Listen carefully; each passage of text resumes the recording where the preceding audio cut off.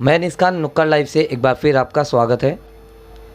हमारे साथ आज बात करने के लिए मौजूद है वार्ड नंबर 139 से सोशल वर्कर आतिफ शेख।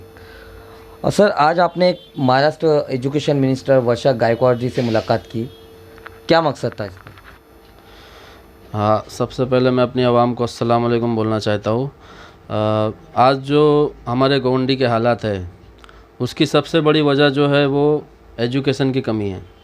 क्योंकि बीच में हमने और हमारी एक संस्था है, हमने मिलकर एक सर्वे किए थे जिसमें ये बात निकल के सामने आई थी कि गोंडी के जो म्यूनसिपल स्कूल है उसमें हर साल हज़ारों बच्चे जो 7वीं के बाद निकलते हैं वो दूसरी जगह पढ़ाई नहीं कर पाते प्राइवेट स्कूल में, क्योंकि उनके पेरेंट्स के उतना अफोर्ड नहीं कर पाते, पेरेंट्स की इनकम उतनी नहीं होती कि वो कोई प्राइवेट हॉस्पिटल स्कूल में डाले।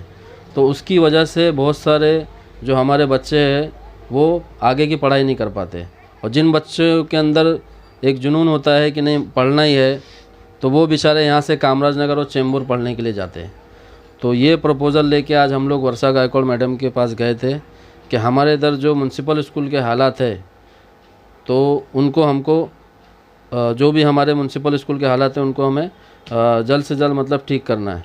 तो उसमें एक जो सबसे बड़ा जो हमारा मुद्दा था कि जितने भी स्कूल है वो 10th तक होना चाहिए, जो भी म्यूनसिपल स्कूल है, क्योंकि 10th तक होएंगे तो बच्चे जो 7वीं और 8वीं के बाद जो प्राइवेट स्कूल नहीं जा सकते वो 10th की पढ़ाई वहीं पे कंप्लीट करेंगे और फिर आगे चल के कॉलेज या उनको जो कोई भी कोर्स करना है या कोई भी फील्ड में जाना है वो जा सकते हैं। उसके बाद सेकंड जो हमारा प्रपोज़ल था कि हर म्यूनसिपल स्कूल में पहले नाइट स्कूल हुआ करती थी जो बंद हो चुकी है, तो उसको वापस से चालू किया जाना चाहिए। क्योंकि जो बेचारे जिम्मेदारी छोटी सी उम्र में उठाते हैं तो वो स्कूल नहीं पढ़ पाते हैं, या जो भी वजह उनकी होती है, या कोई बड़े बूढ़े हैं उनको भी अगर स्कूल पढ़ना है नहीं पढ़ पाए पहले, तो वो नाइट स्कूल में जाके स्कूल पढ़ सकते हैं। तो नाइट स्कूल वापस से चालू करना चाहिए। तीसरा जो है, हम हर स्कूल में म्यूनसिपल स्कूल में लाइब्रेरी होना चाहिए, क्योंकि लाइब्रेरी होने से बहुत सारी अलग अलग बुक्स वहाँ पे रखी होती है, उससे बच्चे नई नई नॉलेज हासिल करते हैं, उनका माइंड प्रिपेयर होता है उससे, और किसी को अगर सुकून से जाके पढ़ना है तो वहाँ पे पढ़ भी सकता है। उसके बाद चौथा जो हमारा प्रपोज़ल में जो हमने मेंशन किए थे वो ये था कि जितने भी म्यूनसिपल स्कूल है उसमें इंग्लिश माध्यम से भी पढ़ाई होना चाहिए, इंग्लिश मीडियम से भी पढ़ाई होना चाहिए। क्योंकि आज का जो दौर है वो इंग्लिश का दौर है। हम भी उर्दू मीडियम से पढ़े हैं, मराठी मीडियम भी है, हिंदी मीडियम भी, लेकिन इंग्लिश मीडियम से आज ज़्यादातर पेरेंट्स स्कूल में इंग्लिश मीडियम से डाल रहे हैं। तो इंग्लिश मीडियम भी हर म्यूनसिपल स्कूल में होना चाहिए, ताकि जो पेरेंट्स अफोर्ड नहीं कर पाते हैं इंग्लिश मीडियम की पढ़ाई प्राइवेट स्कूल में, वो म्यूनसिपल स्कूल में वो पढ़ाई करवा सकते हैं अपने बच्चों को। उसके बाद सभी म्यूनसिपल स्कूल जो भी है उसमें टैब, जो बच्चे गरीब है, जो भी म्यूनसिपल स्कूल में बच्चे पढ़ते हैं जो गरीब है, अगर एक पेरेंट्स के 3 बच्चे हैं तो उनको 3 टैब चाहिए अपने ऑनलाइन क्लास बच्चों को पढ़ाने के लिए। तो गवर्नमेंट से हमने ये भी, हमारी जो मिनिस्टर है एजुकेशन मिनिस्टर, उनसे हमने ये भी रिक्वेस्ट की कि जितने भी महाराष्ट्र में बच्चे पढ़ रहे हैं म्यूनसिपल स्कूल में उनको आप टैब प्रोवाइड करो गवर्नमेंट की तरफ से। क्योंकि 3 बच्चे हैं, 4 बच्चे हैं, तो जो उनके पेरेंट्स होते हैं वो ऐसे ही गरीबी की वजह से म्यूनसिपल स्कूल में भेजते हैं। उसके बाद उनके पास टैब का खर्चा उठाने के लिए, फिर आगे रिचार्ज का खर्चा उठाने के लिए पैसे नहीं होते, तो उनको टैब भी आप प्रोवाइड करो। तो ये हमारा प्रपोज़ल था। उसके बाद एक बड़ा हमारा प्रपोज़ल ये भी था कि जो भी प्राइवेट स्कूल हैं उनकी बहुत सारी मनमानी चल रही है, बहुत सारी कंप्लेन हमारे तक आती है कि वो जब तक फ़ीस नहीं भरेंगे हम उनको एग्ज़ाम में बैठने नहीं देंगे बच्चों को, बहुत सारी चीज़ें। उनकी फ़ीस के भी अलग अलग सबके ये है कि हर कोई अपनी अपनी अलग अलग फ़ीस चार्ज करता है। तो उनका एक ट्रस्ट बनाना चाहिए गवर्नमेंट को, और वो ट्रस्ट ही डिसाइड करेगी कि प्राइवेट स्कूल वालों की फ़ीस लिमिट क्या होगी। तो ये हमारा प्रपोज़ल था। और एजुकेशन जो है ये बहुत बड़ी चीज़ है। देखो, एक डायलॉग है कि हमको रोटी कपड़ा मकान नहीं चाहिए, हमको एजुकेशन चाहिए, शिक्षा चाहिए। अगर शिक्षा हमारे पास होएगी तो हम ये सब आपसे छीन लेंगे, क्योंकि जब शिक्षा हमारे पास, एजुकेशन जब होती है तो हमको नॉलेज होती है लिखने पढ़ने की और हर चीज़ को समझने की, कानून को समझने की। तो शिक्षा जो है बहुत इम्पोर्टेंट है। ये इसलिए आज हम लोग जाके उनसे मिले और इंशाल्लाह उन्होंने आश्वासन भी दिए, उनके ऑफिसर को बुलाए, पीए को बुलाए, और वहाँ पे 5-10 मिनट बैठ के बात हुई।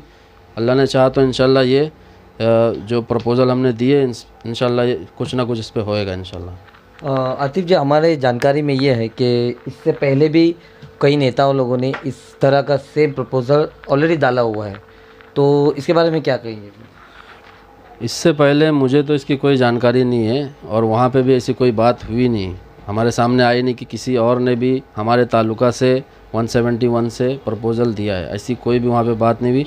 अगर डाले होंगे तो बहुत अच्छा किए उन्होंने, उनको फॉलोअप लेना चाहिए था। अगर वो डाले होंगे तो उनको फॉलोअप लेके इसको जल्द से जल्द करना चाहिए, क्योंकि जो जिम्मेदार हैं हमारे इधर के, हमारे तालुका के, उनको खासकर इन सब चीज़ों पे ध्यान देना चाहिए, क्योंकि एजुकेशन की वजह से बाकी चीज़ें हमारे गोंडी में जो हो रही है, एक छोटे बच्चे, सबसे पहली चीज़ जो पेरेंट्स अफोर्ड नहीं कर पाते उनकी फ़ीस वगैरह, वो छोटी सी उम्र में ही पढ़ाई छोड़ देते हैं, फिर वो चाइल्ड लेबर में जाते हैं, काम करते हैं बेचारे, नशे में कुछ बच्चे चले जाते हैं, कुछ क्राइम में चले जाते हैं।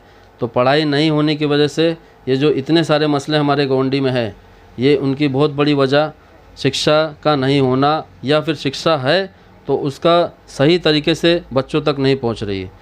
तो जो हमारे स्कूल हैं उनको भी हमें सुधारना है, और जो बच्चे आने वाली जो हमारी जनरेशन है वो किस तरह से तालीम हासिल करे, एजुकेशन को हासिल करे, उसके लिए हमें उनको आसानी पैदा करना है। तो ये बहुत ज़रूरी है। जिन्होंने भी डाले उनको फॉलोअप लेना चाहिए, हम लोग भी फॉलोअप लेंगे इंशाल्लाह, और इसको जल्द से जल्द इसका इम्प्लीमेंट होए, हमारे इधर 10 तक हो जाए। बाकी जो भी प्रपोज़ल है वो सब यहाँ पे होए, इसकी हम कोशिश करें। आतिफ जी, जैसा ये आपने बताया कि एजुकेशन नहीं होने की वजह से बच्चे जो है ड्रग्स की तरफ जा रहे हैं, क्राइम रेट बढ़ रहा है गोंडी के अंदर, तो इस पे आप किस तरह का काम करेंगे? देखो, इंशाल्लाह मेरे से जितना होएगा मैं तो इंशाल्लाह पूरी कोशिश करूँगा, लेकिन मैं एक बात आपको बोलना चाहता हूँ कि जो इसके ज़िम्मेदार लोग हैं, जो कुर्सी पे बैठे हैं, जिनको आवाम ने चुन के वहाँ पे बिठाया है, तो सबसे पहले ज़िम्मेदारी जो है उनकी बनती है कि वो इस पे क्या कर रहे हैं।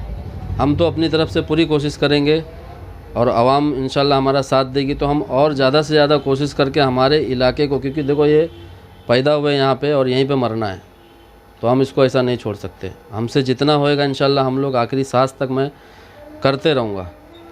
तो जो ज़िम्मेदार लोग हैं वो क्या कर रहे हैं, ये मेरा सवाल उन लोगों से है, और मैं उनको भी रिक्वेस्ट करता हूँ कि आप लोग राजनीति मत करो, आप लोगों की खिदमत करने की कोशिश करो, यहाँ से दुआ लेके जाओ।